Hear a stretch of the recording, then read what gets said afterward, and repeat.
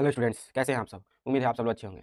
पिछले कई दिनों से कुछ कुछ काम पड़ जाने के कारण क्लास डिस्टर्बेंस चल रहा था, लेकिन आज से हम लोग रेगुलर करेंगे क्लास को। हम लोगों ने विजन आईएएस के टेस्ट नंबर 26 के 1 से लेकर 25 तक के क्वेश्चंस को ही सॉल्व किया था। पिछली बार 26 तक के क्वेश्चंस को सॉल्व कर लिया था, 25 नहीं, एक क्वेश्चन आगे बढ़ गए थे।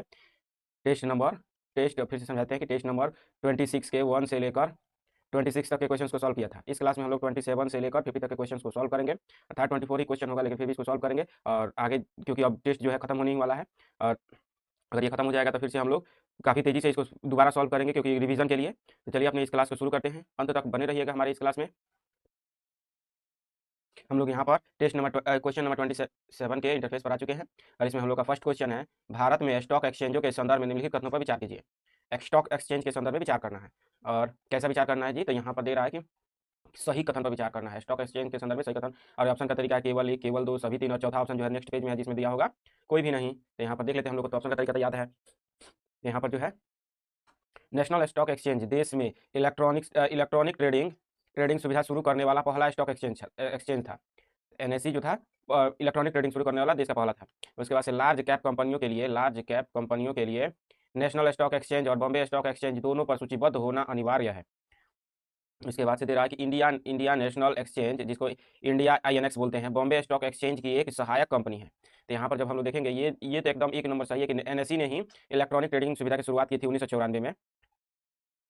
तो यहाँ पर यह एकदम सही है, इलेक्ट्रॉनिक ट्रेडिंग सुविधा की शुरुआत की थी एनएसई ने। इसके बाद से दूसरा नंबर जब दे रहा है कि लार्ज कैप कंपनी, अभी लार्ज कैप कंपनी किसको बोलते हैं, तो जिसका शेयर वैल्यू ज़्यादा होता है।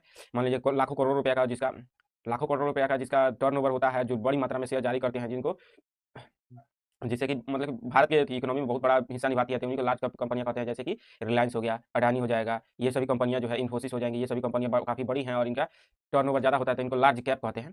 तो कह रहा है कि एनएसई और बीएसई में दोनों में सूचीबद्ध होना अनिवार्य है। एक गलत हो जाएगा, क्यों जी, क्योंकि यह अपने स्वैच्छिक रूप से किसी भी स्टॉक एक्सचेंज में सूचीबद्ध हो सकती है और किसी में नहीं हो सकती है। यहाँ पर अनिवार्यता नहीं डाली गई। दूसरा नंबर गलत। तीसरा नंबर दे रहा है कि India INX Bombay stock exchange की एक सहायक कंपनी है, तो एकदम सही है। India INX Bombay stock exchange की सहायक कंपनी, तो एक और तीसरा सही है, दूसरा गलत है। यहाँ पर जो सही आंसर हो जाएगा केवल दो हो जाएगा, क्योंकि दो ही ऑप्शन सही है जी। नेक्स्ट क्वेश्चन देख लेते हैं हम लोग, 28 नंबर। 28 नंबर है, इलेक्ट्रॉनिक रूप से प्रेषित डाक मत पत्र प्रणाली के संदर्भ में विचार करना है। इलेक्ट्रॉनिक रूप से प्रेषित डाक मत पत्र प्रणाली के रूप में के कथनों के संदर्भ में विचार करना है। और यहाँ पर देख लेते हैं, जिसको ईटीपीबीएस कहते हैं, जिसको फुल फॉर्म इंग्लिश में ही फुल फॉर्म होता है electronic transferable postal ballot system, ETPBS, जिसके तहत जो सैनिक और अन्य सिविल सेवक अपना वोट देते हैं। यहाँ पर दे रहा उपयुक्त कथनों के संदर्भ में कौन सा से सही है। सही कथन पर का चयन करना है। यहाँ पर ऑप्शन का तरीका है केवल एक, केवल दो, एक और दो दोनों, ना तो एक ना तो दो, ऐसे करके दिया हुआ है। तो हम लोग देख लेते हैं यहाँ पर दे रहा है, इस प्रणाली के तहत पंजीकृत सेवा मतदाताओं को डाक मत पत्र इलेक्ट्रॉनिक रूप से भेजे जाते हैं। उसके बाद से सेवारत मतदाताओं को ईटीपीबीएस का उपयोग करने की अनुमति देने के लिए निर्वाचन संचालन नियम 1961 में 2016 में संशोधन किया गया था। तो यहाँ पर जब देखेंगे ईटीपीबीएस के संदर्भ में, तो ये दोनों के दोनों सही हो जाएंगे। अब यहाँ पर ईटीपीबीएस के संदर्भ में देख लेना जरूरी है। यह है क्या जी, तो एक प्रकार की डाक के माध्यम से वोट देने की प्रथा है। तो इसके तहत कौन देता है जी, तो जितने सेना कर्मी होते हैं या फिर भारत सरकार के वे सभी कर्मी या फिर सेवक जो कि अपनी अपने मतदान क्षेत्र से बाहर जाकर कार्य करते हैं, जैसे सेना, वायुसेना, नौसेना, या फिर कहते हैं राजदूत। राजदूत भी ऐसे होते हैं, या फिर अपने क्षेत्र से परे काम करने वाले, जैसे कि आप लोग पुलिस वालों को भी देख सकते हैं, जो पुलिस होते हैं, पुलिस या फिर अन्य अधिकारी, जैसे शिक्षक भी होते हैं, शिक्षक को भी एक जगह से दूसरी जगह स्थानांतरित कर दिया जाता है। शिक्षक होते हैं, सिविल सेवक होते हैं, ये सभी के सभी चुनाव के समय अपने कार्य क्षेत्र से बाहर, अपने मतलब कि मतदान क्षेत्र से बाहर होते हैं। तो बाहर होते हैं, तो ऐसी स्थिति में वे वापस आकर वोट नहीं दे सकते, इसीलिए इनके लिए एक पोस्टल के माध्यम से एक पत्र जाता है, उस पर भी अपना मुहर लगा देते हैं। मतलब विभिन्न पार्टियों का, जैसे कि आज पहले हम लोग का मुहर लगाकर हम लोग वोट देते थे, वैसे ही आज भी ये लोग मुहर के माध्यम से वोट देते हैं। इनके पास मत पत्र भेजा जाता है, ये इनके पास ये पाते हैं और उस पर मुहर लगा देते हैं, और चिट्ठी के फॉर्म में पुनः से बंद करके पुनः से इसे डाक के माध्यम से भेज देते हैं चुनाव आयोग के पास, और इनकी वोट की गिनती हो जाती है। तो इसी को ईटीपीबीएस बोलते हैं। और 2016 में इसके संशोधन हुआ है। तो यह भी दोनों बात सही है। तो यहाँ पर एक और दो दोनों सही है, तो ऑप्शन नंबर सी हो जाएगा। नेक्स्ट क्वेश्चन, पृथ्वी सूर्य संबंध के संदर्भ में विचार करना है। और यहाँ पर कैसा विचार करना है जी, तो सही विचार करना है। और यहाँ पर दे रहा है केवल एक, केवल दो, सभी तीनों, कोई भी नहीं, ऐसे करके दिया हुआ था। हम देख लेते हैं कौन सा सही है जी। यहाँ पर दे रहा है, पृथ्वी के अक्ष का झुकाव ऋतुओं में होने वाले परिवर्तनों के लिए जिम्मेदार है। पृथ्वी के अक्ष का झुकाव ऋतुओं में होने वाले परिवर्तन के लिए जिम्मेदार है। इसके बाद से अब उपसौर तब होता है जब पृथ्वी सूर्य से सबसे दूर होती है। उपसौर तब होता है जब पृथ्वी सूर्य से सबसे दूर होती है। उसके बाद से अपसौर उत्तरी गोलार्ध में ग्रीष्म ऋतु के दौरान होता है। अपसौर ग्रीष्म ऋतु के दौरान होता है जी। तो यहाँ पर जब हम लोग देखेंगे, यहाँ पर एक नंबर तो एकदम सही है जी। पृथ्वी के अक्ष का झुकाव ऋतुओं में होने वाले परिवर्तनों के लिए जिम्मेदार है। एकदम सही है, अक्ष पर झुकाव। अब इसको देख लीजिए, पृथ्वी जो है अपने अक्ष किसको बोलते हैं जी? तो ये जिस स्थान पर पृथ्वी अवस्थित है, पृथ्वी का आकार कुछ इस तरह से है जी,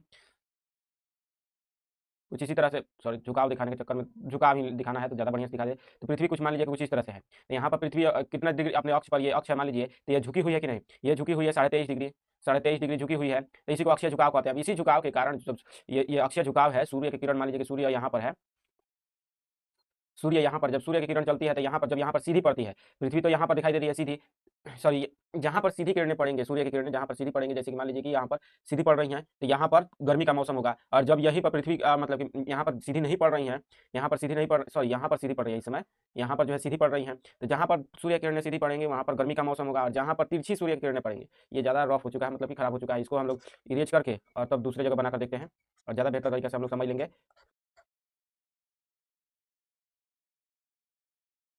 तो हम लोग को समझने लायक बना सकते हैं। फिर से एक बार और, ज़्यादा हौच पौच हो गया था। तो यहाँ पर पृथ्वी और यहाँ पर देखिए, मान लीजिए कि हमारी पृथ्वी है थोड़ी सी अपनी अक्ष पर 23.5 डिग्री पर झुकी हुई है। ऐसी ऐसी तो है नहीं, लेकिन बनाने के लिए ज़्यादा तेजी से बनाना है। तो यहाँ पर देखिए, सूर्य मान लीजिए कि यहाँ पर है, सूर्य यहाँ पर है, सूर्य यहाँ पर। अब देखिए, सूर्य की किरणें जब चलेंगे तो यहाँ पर 23.5 डिग्री पर जब पृथ्वी झुका हुआ है तो यहाँ पर सीधी किरणें पड़ेंगी, सीधी किरणें पड़ेंगे तो यहाँ पर गर्मी का दिन होगा क्योंकि सीधा है। लेकिन वहीं पर जब यहाँ पर सूर्य की किरणें जब यहाँ पर चल रही है तो यहाँ पर कैसा हो जा रहा है जी? तो यहाँ पर क्या हो जा रहा है? तिरछा हो जा रहा है, तिरछा हो जा रहा है। तो इस क्षेत्र में ठंडी का मौसम हो जाएगा। लेकिन जब पुनः पृथ्वी अपना गोल घूमते हुए 6 महीने बाद पृथ्वी का स्वरूप कुछ इस तरह से ये झुकाव हो जाएगा, तब सूर्य की किरणें यहाँ पर सीधी पड़ेंगी और यहीं से जब सूर्य की किरणें निकलेंगी तो यहाँ पर तिरछी पड़ेंगे। तो यहाँ पर जब सीधी पड़ने लगेंगे तो यहाँ पर गर्मी का मौसम आ जाएगा दक्षिणी गोलार्ध में, और उत्तरी गोलार्ध में ठंड का मौसम आ जाएगा। तो यही सीधापन और तिरछापन ही पृथ्वी के तापमान को निर्धारित करता है, ऋतु को निर्धारित करता है। यहाँ पर दे रहा है अपसौर तब होता है जब पृथ्वी सूर्य से सबसे दूर होती है। उपसौर, पृथ्वी कह रहा है कि सबसे दूर होती है उपसौर की स्थिति में जी। यहाँ पर दूसरा नंबर गलत हो जाएगा। यहाँ पर उपसौर की स्थिति में सूर्य, जो पृथ्वी जो है सूर्य के सबसे निकट होती है। सूर्य के बीच, सूर्य कुछ इस तरह से है, तो मान लीजिए कि सूर्य है तो पृथ्वी की जो कक्षा है कुछ इस तरह से अंडाकार रूप में है। अंडाकार रूप देखते होंगे कि एक तरफ पतला होता है, एक तरफ ज़्यादा चौड़ा होता है। तो यहाँ पर जब देखिएगा तो यहाँ पर जब पृथ्वी रहती है तो इसको उपसौर की स्थिति कहते हैं। पृथ्वी जब सूर्य के सबसे निकट होती है तो उपसौर की स्थिति, और वहीं पर जब पृथ्वी यहाँ पर आ जाती है तो पृथ्वी सूर्य से सबसे दूरी की स्थिति में होती है, तो इसको अपसौर की स्थिति कहते हैं इसको। तो अपसौर की स्थिति में सूर्य सबसे दूर होता है जबकि उपसौर की स्थिति में सबसे नजदीक होता है। तो यहाँ पर यह उल्टा दे दिया है। और यहाँ पर तेरा अपसौर, अपसौर उत्तरी गोलार्ध में ग्रीष्म ऋतु के दौरान होता है जी, तो एकदम सही है।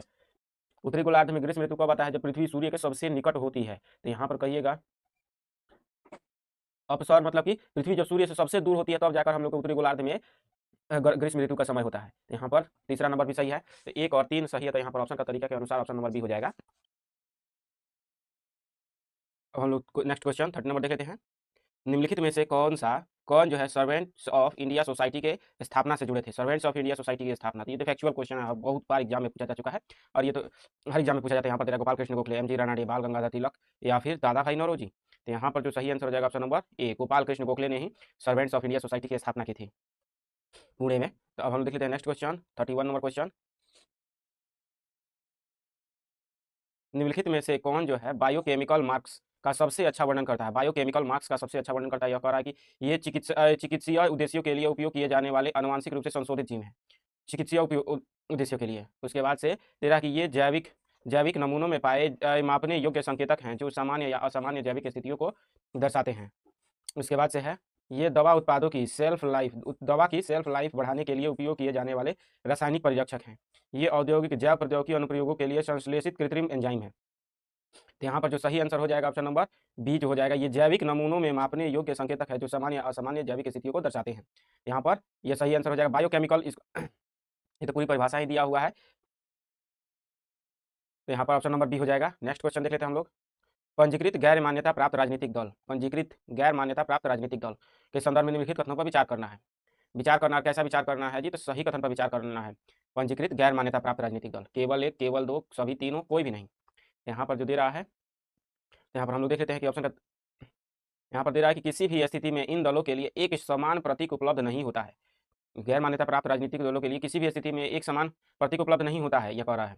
उसके बाद से दे रहा है इन्हें अपने चंदे के लिए वैसी कर छूट प्राप्त नहीं होती है जैसी मान्यता प्राप्त दलों को दी जाती है। तो इन दलों को कह रहा है कि वैसी छूट प्राप्त नहीं होती है। तीसरा नंबर है कि राज्य स्तर के दलों के बराबर संख्या वे राज्य स्तर के दलों के बराबर संख्या में ही स्टार प्रचारकों की नामित कर सकते हैं। राज्य स्तरीय दलों के मान्यता के प्राप्त दलों के बराबर अपना स्टार प्रचारक रख सकते हैं जी। तो यहाँ पर जब देखेंगे तो ये तीनों के तीनों गलत हो जाएगा। कैसे जीत आप लोग जानते होंगे कि इन दलों को एक समान प्रतीक चिन्ह जो सबसे पहले हम लोग मान्यता प्राप्त और गैर मान्यता प्राप्त राजनीतिक दल देख लेते हैं। पंजीकृत मतलब क्या होता है? पंजीकृत मतलब क्या होता है कि एक व्यक्ति कोई भी व्यक्ति जो राजनीतिक दल बनाता है वो क्या करता है, अपने अपना एक शपथ पत्र और एक फॉर्म भर के चुनाव आयोग को भेज देता है। चुनाव आयोग को उसको सबमिट करके मान्यता मतलब कि पंजीकरण कर लेता है चुनाव आयोग, इलेक्शन कमीशन, इसको कहते हैं पंजीकृत हो चुका है। लेकिन मान्यता कब मिलती है? जब जी वह जो है या फिर वह राज्य स्तर के दल हो जाए, अर्थात जब सीटें प्राप्त करने लगेगा और उनकी संख्या बढ़ने लगेगी तो राज्य स्तरीय दल हो जाएगा या फिर राष्ट्रीय स्तरीय दल हो जाएगा, तब इनको मान्यता प्राप्त कहा जाएगा कि राज्य स्तरीय दल है, राष्ट्रीय स्तरीय दल है। लेकिन जब तक ये दोनों टैग नहीं मिला होता है किसी दल को तो वह क्या होता है, तो गैर मान्यता प्राप्त होता है। तो गैर मान्यता प्राप्त मतलब कि आप लोग भी देखे होंगे कई सारे निर्दलीय सदस्य उठ जाते हैं। ऐसी ऐसी छोटी छोटी पार्टियां आपके राज्य में या फिर कहीं पर भी चुनाव में आपको देखने को मिल जाती हैं जिसका आज आप तक कभी नाम ही नहीं सुना है, फिर भी विभिन्न प्रकार की पार्टियों के नाम आप लोग को देखने को मिल जाते होंगे। ये सभी के सभी क्या छोटी छोटी पार्टियां होती है और इनको अभी ना तो राज्य स्तरीय मान्यता होता है ना तो राष्ट्रीय स्तरीय। तो ये क्या होती है, तो गैर मान्यता प्राप्त होती हैं। तो गैर मान्यता प्राप्त होती है तो देश में तो हजारों की संख्या में छोटी छोटी राजनीतिक पार्टियां हैं और इनके हजारों लाखों कैंडिडेट्स हैं जो कि विभिन्न क्षेत्रों में विभिन्न चुनाव में चुनाव लड़ते हैं। ऐसी स्थिति में अगर इनके चुनाव चुनाव प्रतीकों को में समानता अगर पूर्णतः भिन्न किया जाए तो लाखों प्रकार के आप लोग को चुनाव चिन्ह मिल जाएंगे। लेकिन ऐसा लाखों प्रकार के चुनाव चिन्ह को चुनने के लिए हम लोग को बहुत सारे गाइडलाइंस को उल्लंघन करना पड़ सकता है। इसीलिए जो छोटे राजनीतिक दल होते हैं इनके चुनाव चिन्ह के लिए बाध्यता नहीं होती है। हाँ, एक क्षेत्र में एक चुनाव के लिए एक पार्टी को मतलब कि एक गैर मान्यता प्राप्त पार्टी को एक चुनाव चिन्ह मिल सकते हैं। लेकिन देश भर में अलग अलग राजनीतिक दलों के अलग अलग चुनाव चिन्ह हो ऐसा जरूरी नहीं है, एक समान हो सकते हैं। हाँ, यहाँ पर जो राष्ट्रीय और राज्य स्तरीय जो राजनीतिक पार्टियां होती है उनके चुनाव चिन्ह फिक्स होते हैं। देश भर में एक ही होता है, राष्ट्रीय चुनाव चिन्ह होगा। लेकिन यहाँ पर कोई समानता फिक्स नहीं है तो यहाँ पर एक नंबर गलत हो जाएगा। ये कह रहा है कि छूट प्राप्त नहीं होती है चंदा प्राप्त करने के लिए, तो दूसरा नंबर गलत हो जाएगा। और कैसे कि इनको भी वही छूट प्राप्त होता है जैसे कि राष्ट्रीय और राजनीतिक दलों को जैसे अपना चंदा जुटा सकते हैं। चंदा कैसे जुटाते हैं जी? तो मतलब कि इनके जो भी इनके समर्थक होते हैं इनको चंदा देते हैं। चंदा देते हैं तो ये छोटी पार्टियां जो होती है गैर मान्यता प्राप्त वे भी किसी अपने समर्थकों से चंदा जुटा सकती है। यहाँ पर कह रहा है नहीं जुटा सकते, इसीलिए गलत है। तीसरा नंबर कह रहा है कि स्टार प्रचारक नामित कर सकते हैं, तो नहीं, राज्य स्तरीय दलों के बराबर ये अपना स्टार प्रचारक नामित नहीं कर सकते। स्टार प्रचारक किसे कहते हैं? जैसे कि जो प्रचार करने का एक मॉडल होता है, जैसे कि जो सामाजिक कार्यकर्ता या फिर कहे तो अभिनेता या अभिनेत्री को ही स्टार प्रचारक बनाया जा सकता है चुनाव प्रचार करने के लिए। उसमें दलों को आगे बढ़ाने के लिए ये सब क्या करते हैं। लेकिन सभी को एक समान नहीं होते हैं। राष्ट्रीय स्तर के राजनीतिक दलों के पास 40 प्लस स्टार प्रचारक हो सकते हैं, वहीं पर राष्ट्रीय स्तर के पास उनसे कम होता है। गैर मान्यता प्राप्त के पास तो और भी कम होता है। यहाँ पर तीसरा नंबर भी गलत है। 1 2 3 तीनों के तीनों गलत है, तो यहाँ पर ऑप्शन नंबर डी हो जाएगा, कोई भी सही नहीं है। नेक्स्ट क्वेश्चन, समताप मंडलीय ओजोन परत के क्षरण के निम्नलिखित में से कौन से प्रभाव हैं? समताप मंडलीय ओजोन परत के क्षरण के कौन से प्रभाव है जी? तो यहाँ पर दिया जा रहा है 4 ऑप्शन है और सही कथन का चयन करना है। 4 ऑप्शन में से सही कथन 1 2 3, 1 3 4 2 4 1 3। तो यहाँ पर हम लोग देख लेते हैं। यहाँ पर जो दे रहा है कि पौधे की वृद्धि और उनके घटनाक्रम पर प्रतिकूल प्रभाव पड़ता है। ओजोन परत के क्षरण से पौधे की वृद्धि और उनके घटनाक्रम पर प्रतिकूल प्रभाव पड़ता है। इसके बाद से दे रहा है ओजोन परत के क्षरण से क्षोभ मंडल का ठंडा होना, अर्थात ओजोन परत क्षयित हो जाएगा तो क्षोभ मंडल ठंडा हो जाएगा जी, इसको भी ध्यान रखिएगा। और इसके बाद से दे रहा है मनुष्यों को में मोतियाबिंद और त्वचा कैंसर, जमीनी स्तर पर ओजोन सांद्रण में वृद्धि। तो यहाँ पर जब ध्यान दीजिएगा तो यहाँ पर ये तीनों के तीनों तो एकदम एकदम सटीक रूप से व्याख्या करते हैं कि ओजोन परत के क्षरण से ये तीनों घटनाक्रम होंगे। पौधों की वृद्धि पर प्रभाव पड़ेगा, उसके बाद से मनुष्यों में कैंसर की मोतियाबिंद और कैंसर की मात्रा बढ़ जाएगी, जमीनी स्तर पर ओजोन सांद्रता में वृद्धि हो जाएगी। लेकिन यहाँ पर कह रहा है कि पृथ्वी ठंडी हो जाएगी, तो ये कैसे सरासर गलती हो जाएगी? कैसे जी? तो यहाँ पर पृथ्वी हम लोग का जो है इसके समताप मंडल में एक ऐसा परत है जहाँ पर ओजोन परत है। ओजोन परत वैसा नहीं कि एक त्रिपाल की तरह हो, नहीं, एक मोटी परत है, मतलब कि एक गैस की एक लेयर है, गैस की एक मोटी लेयर है। जो यहाँ पर ओजोन गैस की सांद्रता अधिक है, जिसके कारण जब सूर्य की किरणें जब सनलाइट पृथ्वी की तरफ आता है तो यहाँ पर ओजोन परत की उपस्थिति के कारण यहाँ पर जो सूर्य से जो यूवी चलता है, यूवी जिसको बोलते हैं अल्ट्रावायलेंट या फिर अल्ट्रावायलेंट, देखिए इसको ज़्यादा बढ़िया रहेगा। अल्ट्रावायलेंट किरण जो है जब ओजोन परत पर पड़ता है तो यह ओजोन परत एक शीशे की तरह काम करता है। शीशे की तरह काम करके इसको विक्षेपित कर देता है पूरे अन्य ब्रह्मांड के अन्य क्षेत्र में और पृथ्वी पर आने से रोक देता है। लेकिन पृथ्वी पर सीएफसी गैसों के और क्लोरीन के सम्मिश्रण के कारण ये जो है ओजोन परत जो है ओथरी होता है, ओथरी के रूप में होता है। ओजोन परत कैसा होता है? तो ओथरी फॉर्म में। जैसे ही यहाँ पर क्लोरीन से जुड़े हुए या फिर हैलोजन तत्व या फिर नाइट्रोजन इससे संयुक्त होते हैं तो क्या हो जाता है? तो यह O2 और O में टूट जाता है और टूट कर यह पृथ्वी की तरफ चलाता है या फिर वायुमंडल मतलब कि बाहरी पृथ्वी की तरफ ही ज़्यादा चला जाता है, O2 के रूप में चला जाता है, जिसके कारण यहाँ से जो यहाँ पर जो गैस का कण था, यहाँ पर जो गैस के कण थे वे तो टूट गए, टूट कर नीचे चले आए, जिसके कारण यहाँ पर वैक्यूम क्रिएट हो गया, जिसके कारण ये छिद्र बन गया। अब जो सूर्य किरणें हैं वे सीधे वायुमंडल पृथ्वी पर चली आएंगी। पृथ्वी पर चली आएंगी तो यूवी किरण से आप लोग को पता है कि कैंसर हो सकता है। और इससे क्या होगा जी? तो जब यूवी किरणों में तापमान अधिक करने की शक्ति होती है तो यहाँ पर पृथ्वी का तापमान बढ़ जाएगा, ना कि कम होगा। तो यहाँ पर दूसरा नंबर गलत हो जाएगा। तो यहाँ पर सेकेंड गलत। यहाँ पर 1 3 और 4 सही है, तो हम लोग का ऑप्शन सही हो जाएगा 1 3 और 4। नेक्स्ट क्वेश्चन, नेक्स्ट क्वेश्चन जो है, राष्ट्रमंडल के संदर्भ में निम्नलिखित कथनों पर विचार कीजिए। राष्ट्रमंडल के संदर्भ में विचार करना है और यहाँ पर जो दे रहा है सही कथन पर विचार करना है। राष्ट्रमंडल के संदर्भ में सही कथन पर विचार करना है। यहाँ पर दिया गया है, सदस्य देश ब्रिटिश सम्राट को अपने सच्चे शासक के रूप में निष्ठा अर्पित करते हैं। सदस्य देश जो है ब्रिटिश सम्राट को अपने सच्चे शासक के रूप में निष्ठा अर्पित करते हैं। उसके बाद से लंदन घोषणा ने गणतंत्र को राष्ट्रमंडल का हिस्सा बनने की अनुमति दी। लंदन घोषणा ने गणतंत्रों को राष्ट्रमंडल का हिस्सा बनने की अनुमति दी। उसके बाद से राष्ट्रमंडल सचिवालय की स्थापना 1947 में केप टाउन में की गई थी। यहाँ पर राष्ट्रमंडल सचिवालय की स्थापना 1947 में की गई थी, तो इसको ध्यान में रखना है। यहाँ पर जब हम लोग देखेंगे ऑप्शन का तरीका तो हम लोग देख लिए थे केवल 2, 1 और 2, 1 2 3, केवल 3। तो यहाँ पर जो है, तो यहाँ पर देखेंगे कि सदस्य देश ब्रिटिश सम्राट को अपने सच्चे शासक के रूप में निष्ठा अर्पित करते हैं, जितने एकदम सरासर गलती हो जाएगा। राष्ट्रमंडल के संदर्भ में हम लोग थोड़ी देर बाद देख लेते हैं। यहाँ पर सही गलत का निर्धारण कर ले पहले। तो यहाँ पर दूसरा नंबर एकदम सही है। लंदन घोषणा ने गणतंत्रों को राष्ट्रमंडल का हिस्सा बनने की अनुमति दी थी। लेकिन तीसरा नंबर, यहाँ पर दूसरा नंबर तो सही है, लेकिन तीसरा नंबर कह रहा है कि 1947 में की गई थी, तो यह गलत है। कब की गई थी जी? तो 1949 में राष्ट्रमंडल सचिवालय की स्थापना 1949 में की गई थी। तो यहाँ पर यह गलत हो जाएगा। लंदन घोषणा के तहत इसको की गई थी, ना कि केप टाउन घोषणा के तहत, केप टाउन में, बल्कि लंदन में की गई थी। यहाँ पर तीसरा नंबर गलत हो जाएगा, दूसरा नंबर सही है। अब यहाँ पर राष्ट्रमंडल के संदर्भ में देख लेते हैं, तो ये क्या है जी? तो राष्ट्रमंडल या फिर कॉमनवेल्थ कहते हैं। तो ये जो है कॉमनवेल्थ, वो उन सभी देशों का समूह है जो कभी ना कभी, विश्व भर के वे सभी देश जो कभी ना कभी ब्रिटिश के उपनिवेश रहे थे। जैसे कि भारत ब्रिटिश का उपनिवेश था, ऑस्ट्रेलिया ब्रिटेन का उपनिवेश था, साउथ अफ्रीका ब्रिटेन का उपनिवेश था। तो जितने भी, मतलब कि श्रीलंका, यह भी ब्रिटिश का उपनिवेश था। तो जिन जिन क्षेत्रों में ब्रिटेन ने अपना उपनिवेश बनाया था, उन सभी का एक समूह है। अब ऐसा नहीं कहेंगे कि बाध्यकारी कोई नियम लागू होता है इस पर। यहाँ पर यह एक समूह है और ये सभी एक अपने हितों को साझा करने के लिए, अपने अभिवृद्धि के लिए इन्होंने मंच बनाया है। ब्रिटेन के पहल से यह बनाया था। जब ब्रिटेन को द्वितीय विश्व युद्ध के दौरान, जब सेकंड वर्ल्ड वार, ऐसे लिखिए, सेकंड वर्ल्ड वार के दौरान जब ब्रिटेन को लग गया कि हमारी शक्ति कमजोर होने लगी है, फर्स्ट वर्ल्ड वार के युद्ध बाद ही उसको अपनी शक्ति का अंदाजा लग गया था। तो इसके बाद से उसने पहल शुरू किया एक ऐसे संघ जिसमें और सभी उपनिवेश थोड़ा सा यूके के प्रति समर्पण का भाव दिखाएं। इसी के लिए इसने कॉमनवेल्थ को शुरू किया था।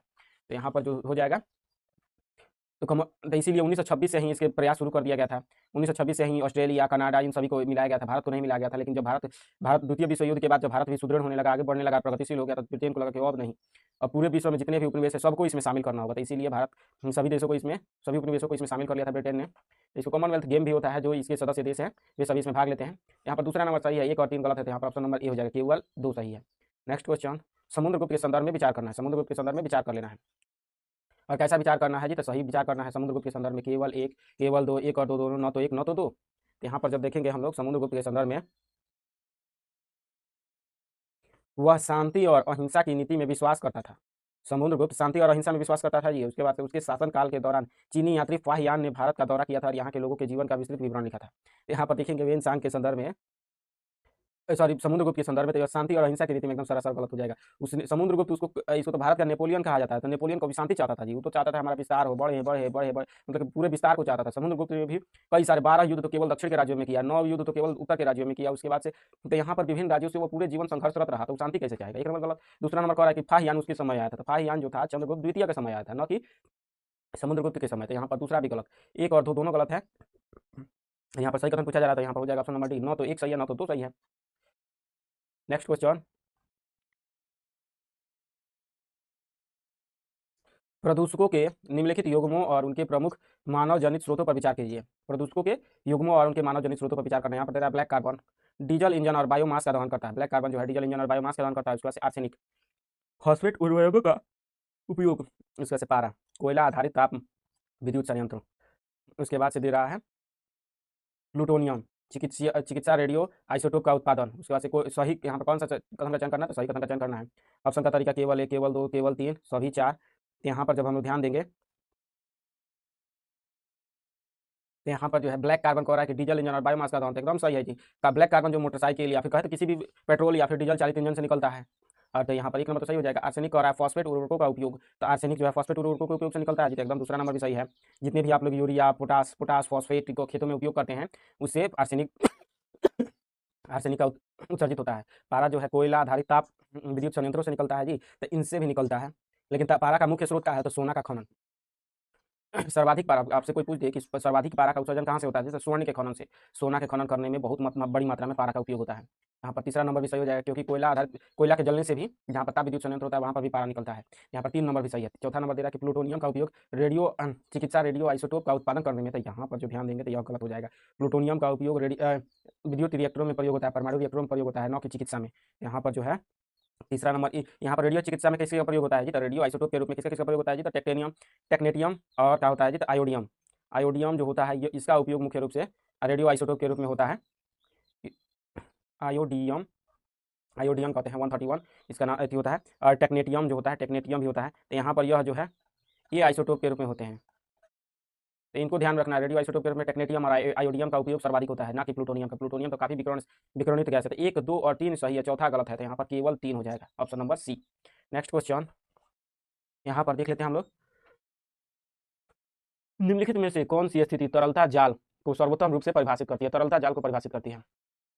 यहाँ पर है और 4 ऑप्शन का तरीका दिया हुआ है, तो हम लोग देख लेते हैं। यहाँ पर कह रहा है कि तरलता जाल यह वाणिज्यिक बैंकों द्वारा अत्यधिक ऋण देने पर केंद्रीय बैंक द्वारा लगाया गया प्रतिबंध, तो प्रतिबंध को तरलता जाल कहेंगे जी। या फिर यहाँ पर यह वाणिज्यिक बैंकों द्वारा नीतिगत दरों में परिवर्तन के संचरण होने वाले विलंब की स्थिति है, विलंब की स्थिति को कहते हैं जी तरलता जाल। उसके बाद से है यह एक विरोधाभासी आर्थिक स्थिति है जिसमें ब्याज दर अत्यंत निम्न होती हैं और बचत दर उच्च होती है।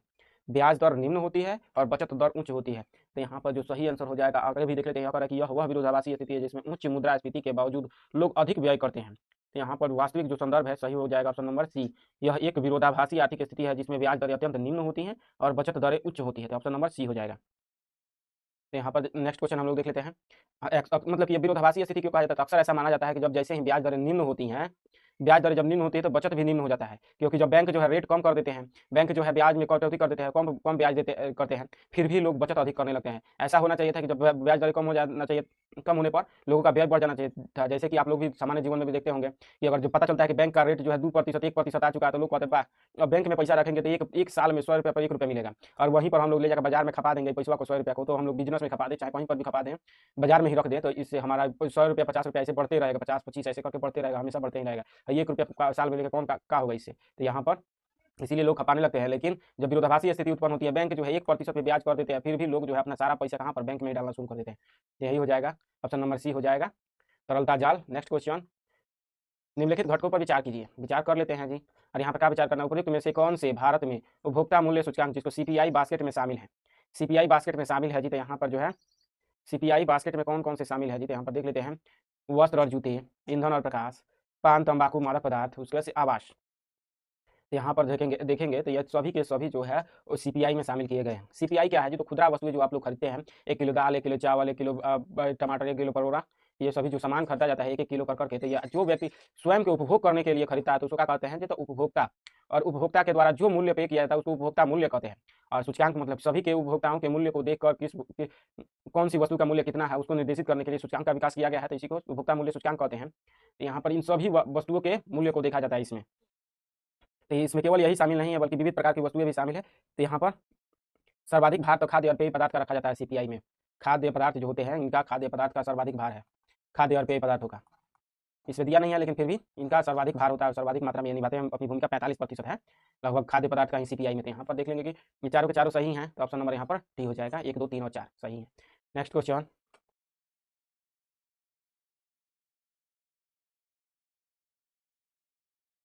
राष्ट्रीय पिछड़ा वर्ग आयोग के संदर्भ में निम्नलिखित कथनों पर विचार कीजिए। राष्ट्रीय पिछड़ा वर्ग आयोग या फिर एनसीबीसी के संदर्भ में विचार करना है। और यहाँ पर क्या विचार करना है जी, एनसीबीसी के संदर्भ में सही कथन पर विचार करना है। एनसीबीसी के संदर्भ में केवल एक सही है, केवल 2, सभी 3 कोई भी नहीं। यहाँ पर जब हम लोग ध्यान देंगे, यहाँ पर जब ध्यान देंगे तो यह कह रहा है कि इसकी स्थापना 2018 के 102वें संविधान संशोधन के तहत के माध्यम से की गई थी इसकी स्थापना जी, एनसीबीसी की। उसके बाद से देखते हैं दूसरा नंबर दे रहा है कि यह संसद को एक वार्षिक रिपोर्ट प्रस्तुत करता है, संसद को, इसको ध्यान रखिए, कह रहा है कि संसद को एक वार्षिक रिपोर्ट प्रस्तुत करता है। उसके बाद से दिया गया है आयोग में 1 अध्यक्ष, 1 उपाध्यक्ष, 3 अन्य सदस्य होते हैं। यहाँ पर जब आप लोग ध्यान दीजिएगा, यहाँ पर 3 नंबर तो एकदम सही है जी, 1 अध्यक्ष होता है, 1 उपाध्यक्ष और 3 अन्य सदस्य होते हैं। तो यहाँ पर दूसरा नंबर है यह संसद को एक वार्षिक रिपोर्ट प्रस्तुत करता है, तो वार्षिक रिपोर्ट प्रस्तुत करता है, एकदम सही है। लेकिन जो फर्स्ट नंबर जो दे रहा है कि इसकी स्थापना 2018 में 102वें संविधान संशोधन के तहत की गई थी जी, यहाँ पर यह जो है एनसीबीसी की स्थापना जो है 1993 में की गई थी। एनसीपीसी की स्थापना 1993 में कर दी गई थी। 2018 में जो 102वां संविधान संशोधन किया गया तो इसमें क्या किया गया था, इसको संवैधानिक दर्जा दिया गया। क्या दिया गया जी, तो संवैधानिक दर्जा दिया गया। तो यहाँ पर इसकी स्थापना तो 1993 में ही कर दी गई थी, लेकिन संवैधानिक दर्जा नहीं मिला था, वो वैधानिक था। लेकिन 2018 में संवैधानिक दर्जा दी गई थी। तो यहाँ पर 1 नंबर गलत हो जाएगा, 1 नंबर गलत, 2 और 3 सही है, तो हम लोग का ऑप्शन जो सही हो जाएगा केवल 2। नेक्स्ट क्वेश्चन, हाल के अध्ययनों से ज्ञात होता है कि जलवायु परिवर्तन के कारण तुर्काना झील के जल स्तर में गिरावट से इस क्षेत्र में भूकंपीय गतिविधि में वृद्धि हुई है। तुर्काना झील में, इस संदर्भ में निम्नलिखित कथनों पर विचार कीजिए। लेक तुर्काना को याद रखिएगा कि है कहाँ पे, लेक तुर्काना है कहाँ पर, यह याद होगा तो आराम से ये बन जाएगा। यहाँ पर दे रहा है कि सही कथन का चयन करना है। ऑप्शन का तरीका है केवल 1 और 2, 2 3, 1 2 और 3, उसके बाद से दे रहा है 1 2 और 3। तो यहाँ पर जब हम लोग देखेंगे तुर्काना झील के संदर्भ में, तो तुर्काना झील विश्व की सबसे बड़ी स्थायी मरुस्थलीय झील है। विश्व की सबसे बड़ी स्थायी मरुस्थलीय झील है लेक तुर्काना, इसको याद रखना है। उसके बाद से तुर्काना झील पूर्वी अफ्रीकी भ्रंश प्रणाली के भीतर निर्मित एक विवर्तनिक झील है, पूर्वी अफ्रीकी भ्रंश प्रणाली के भीतर। इसके बाद से है यह पूर्णतः इथोपिया के भीतर अवस्थित है। तो यहाँ पर जब ध्यान देंगे, यह जो है इथोपिया, यह गलत है। क्यों जी, क्योंकि यह इथोपिया में तो है, लेकिन इथोपिया के साथ साथ यह जो है लेक तुर्काना के संदर्भ में जब देखेंगे तो यह इथोपिया में तो थोड़ी सी अवस्था, इसका थोड़ा सा भाग जो है इथोपिया में जाता है, लेकिन अधिकांश भाग कहाँ पर है, केन्या में है। इथोपिया मतलब कि जो लेक तुर्काना का जो अधिकांश भाग है वह केन्या में है। यहाँ पर जब अफ्रीका का हम लोग थोड़ा सा मैप बना लेते हैं, पूर्वी अफ्रीका का ही देख लेते हैं ध्यान से मैप। तो कुछ इस तरह से है अफ्रीकी महाद्वीप, तो यहाँ पर पूर्वी अफ्रीका का पूरा अफ्रीका ही बना लेते हैं। तो कुछ इस तरह से है, तो यहाँ पर जो केन्या है, तो केन्या में इथोपिया तो यहाँ पर है जी, इथोपिया यहाँ पर है, तो यहाँ पर ये कुछ इस तरह से यहाँ पर तुर्काना झील है। तो यहाँ पर अधिकांश भाग जो है केन्या में है, ना कि इथोपिया में है। तो यह तीसरा नंबर इसीलिए गलती हुआ है। और यहाँ पर यह दे रहा है कि सबसे बड़ी स्थायी मरुस्थलीय झील है, तो एकदम सही है। यहाँ पर मरुस्थलीय, आप लोगों को पता है कि इथोपिया जो है पूरा मरुस्थल से है, केन्या का उत्तरी भाग भी मरुस्थल ही है। तो यहाँ पर यह मरुस्थल का सबसे स्थायी मरुस्थलीय झील है। इसका रंग कैसा है जी, तो फिरोजा रंग। आप लोगों ने यूट्यूब पर भी देखा होगा, कई सारे वीडियो जो है लेक तुर्काना से ही बनाए जाते हैं, जहाँ पर मछली पकड़ने का भी दृश्य को दर्शन किया जाता है। यहाँ पर जो है यह सही हो जाएगा, यह गलत हो जाएगा तीसरा नंबर। और यहाँ पर 1 नंबर सही है। दूसरा नंबर दे रहा है कि यह पूर्वी अफ्रीका में भ्रंश प्रणाली में है। तो आप लोगों को पता होगा ग्रेट अफ्रीकन भ्रंश जो है कुछ इस तरह से गुजरता है और अफ्रीकन प्लेट को 2 भागों में बांटने का काम करता है। तो यह जो भ्रंश है, इसी भ्रंश के कारण ही इसका भी निर्माण हुआ है। यहाँ पर दूसरा नंबर भी सही है, 1 और 2 सही है, तीसरा गलत है। तो यहाँ पर जब हम लोग देखेंगे तो यहाँ पर 1 और 2 सही है, तीसरा गलत है। यहाँ पर हम लोग का आंसर निकल कर आ जाएगा कि ए। नेक्स्ट क्वेश्चन, नेक्स्ट है उद्योगों की अवस्थिति के संदर्भ में, उद्योगों की अवस्थिति के संदर्भ में निम्नलिखित कथनों पर विचार कीजिए। उद्योग की अवस्थिति के संदर्भ में विचार करना, यहाँ पर दे रहा है भार ह्रास वाला उद्योग सामान्यतः कच्चे माल के स्रोत के निकट स्थित होता है। भार ह्रास वाले उद्योग जो होते हैं कच्चे माल के स्रोत के निकट स्थित होते हैं जी। उसके बाद से फुटलूस उद्योग कच्चे माल की अवस्थिति और परिवहन लागत से सर्वाधिक प्रभावित होते हैं। फुटलूस उद्योग कच्चे माल की अवस्थिति और परिवहन लागत से सर्वाधिक प्रभावित होते हैं जी। यहाँ पर जब हम लोग देखेंगे ध्यान से, और इसके बाद से जो उद्योग अत्यधिक नाशवान कच्चे माल पर निर्भर होते हैं वे कच्चे माल के स्रोत की बजाय बाजारों के निकट स्थित होते हैं। यहाँ पर क्या चयन करना है जी, तो सही कथन का चयन करना है।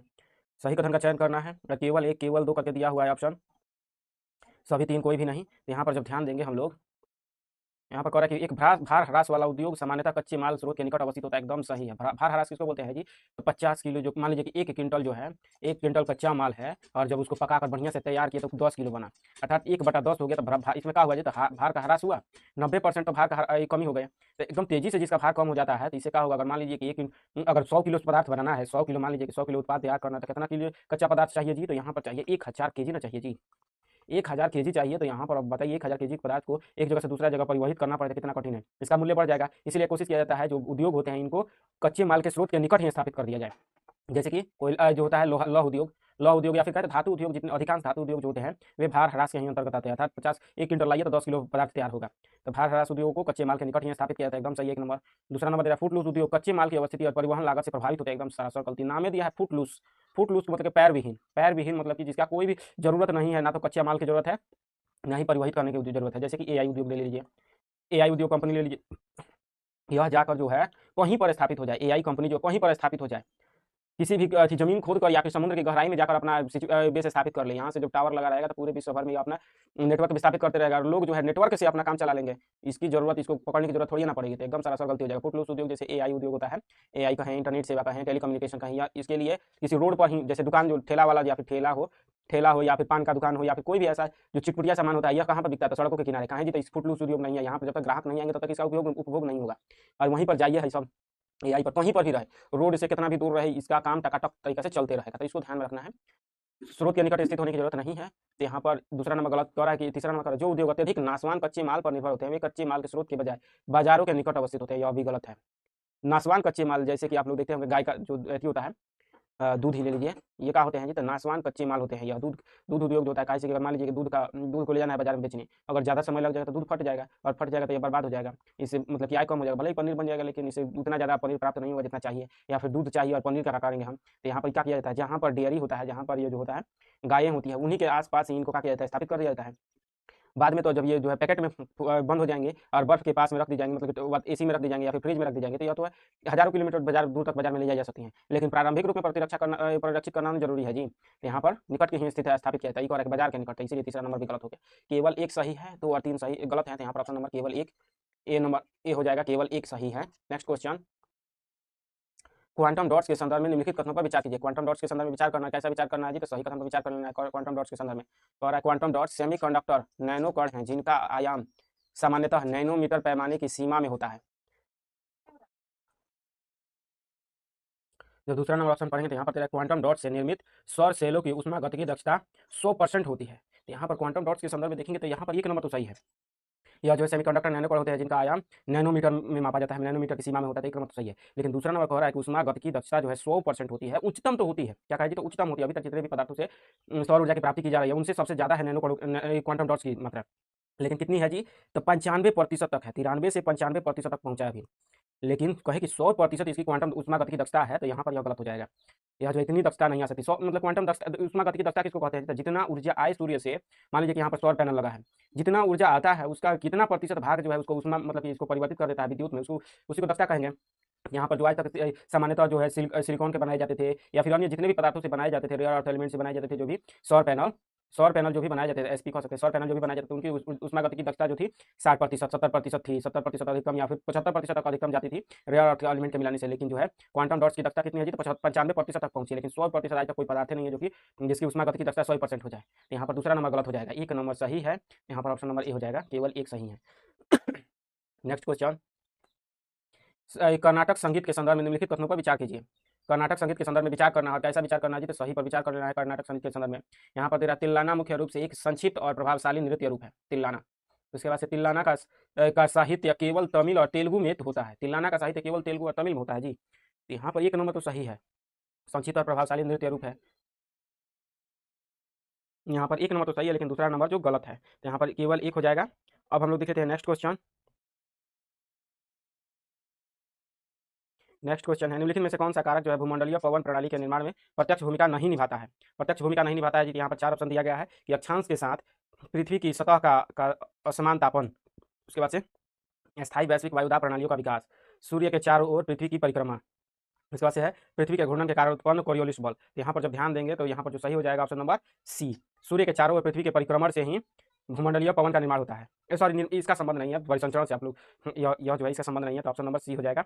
नेक्स्ट क्वेश्चन, समाचारों में कभी कभी देखा जाने वाला शब्द अर्थोपाय अग्रिम, जिसको WMA ways and means advance कहते हैं, के संदर्भ में सही है। वेज एंड मीन्स एडवांस के संदर्भ में जो ध्यान देंगे तो यहाँ पर कह रहा है कि दिनांकित प्रतिभूतियों के माध्यम से केंद्र सरकार द्वारा लिया गया दीर्घकालिक बाजार ऋण।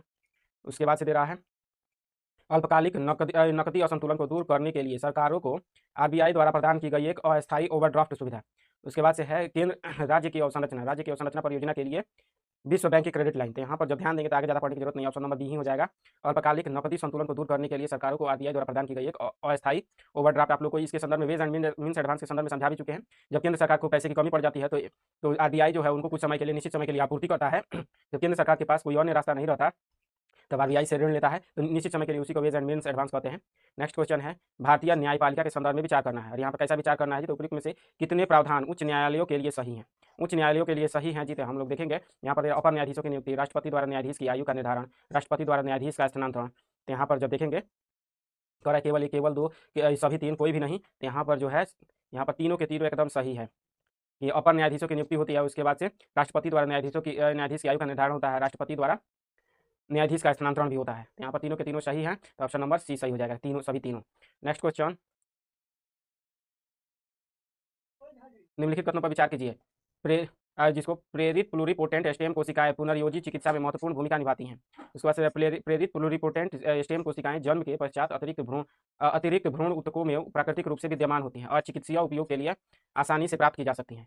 तो यहाँ पर जब हम लोग ध्यान देंगे, यहाँ पर जो है एक नंबर तो सही है एकदम, यहाँ पर देखेंगे एक नंबर तो एकदम सही है, लेकिन दूसरा नंबर गलत है। एक नंबर सही है, दूसरा नंबर गलत है, तो यहाँ पर सही आंसर हो जाएगा option number C. Next question देख लेते हैं हम लोग।